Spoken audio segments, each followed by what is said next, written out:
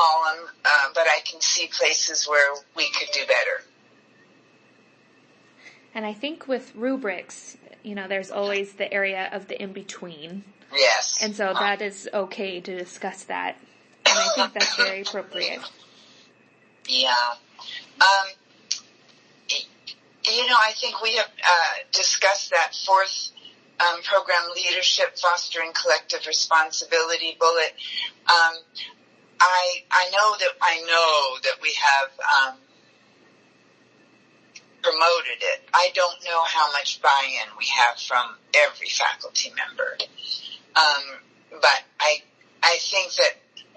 think we would be considered a 3 in the proficient column, in terms of the majority of us. And I think there are still a few people who probably don't really practice these ideals in their teaching. All right, let's take a peek at the next one. Okay. So this next one is looking at the program design for continued growth for equitable practices.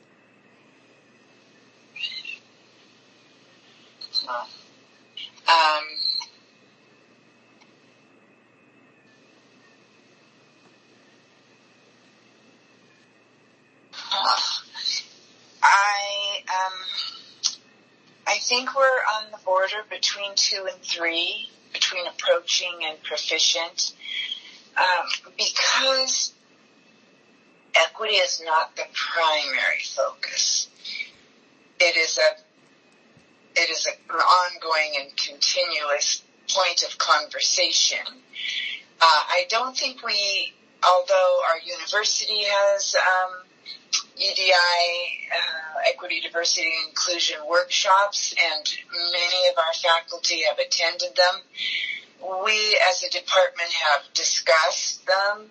I don't think we've drilled down to the point of having staff and faculty examine, or maybe we've asked them to examine their biases and assumptions and privileges, but we haven't grappled with them as a group or asked them to share as a group.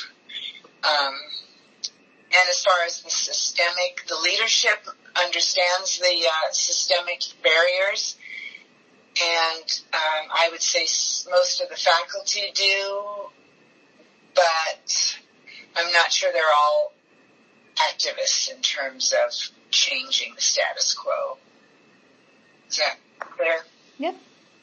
Okay. All right. The next one is looking at the program culture as a whole around equity. Mm-hmm.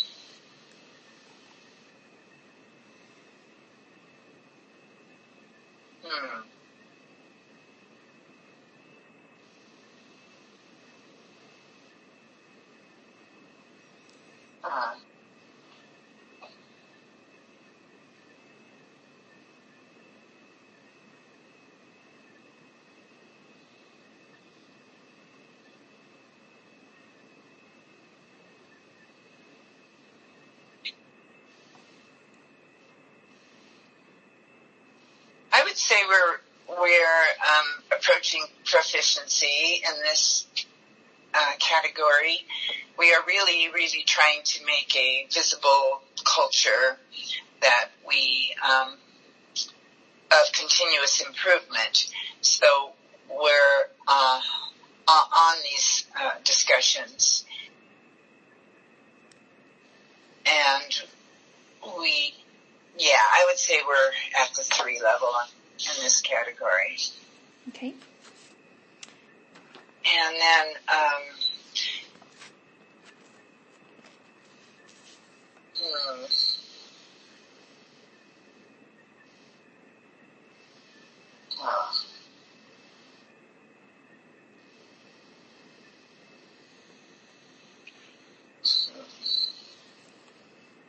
I think we're proficient in developing knowledge of cultural diversity because we do hear diverse voices in our own faculty meetings, and multiple perspectives are presented and represented. And as far as sufficient understanding and opportunities, I guess I would wonder if they're ever sufficient, because there are so many other things on our plates and issues and demands that we're constantly dealing with, that it doesn't get the full focus that it should. And I guess that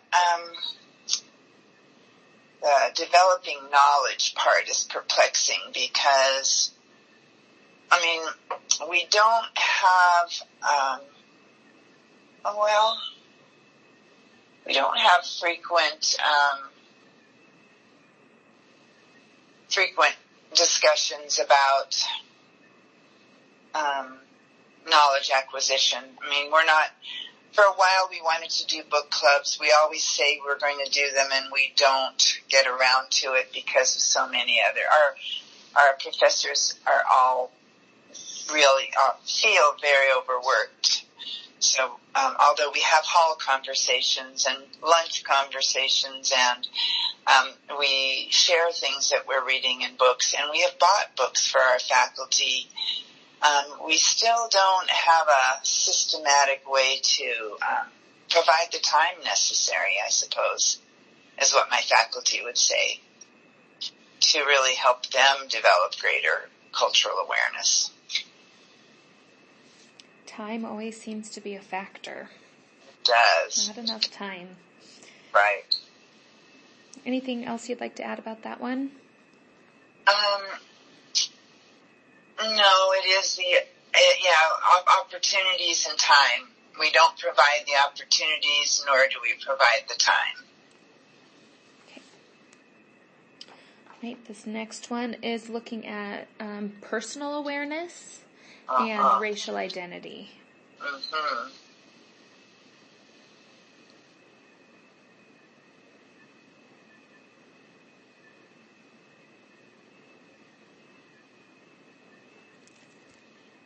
Well, we definitely, educators definitely do this. Teacher candidates definitely do this and are encouraged to do this. I would say a downfall is the staff. Just in terms of staff do have an impact on students and on programs, and sometimes don't have the educational background or experience themselves, or even the diversity training themselves, although they're supposed to. It's pretty cursory. I can see how they don't see or understand the barriers, and there's an effort on the part of the staff to make things uniform, the same for all students, equality rather than equity, because that's so much easier for them to understand, sort of a one-size-fits-all model. And they gripe and groan, actually, when individual professors make accommodations,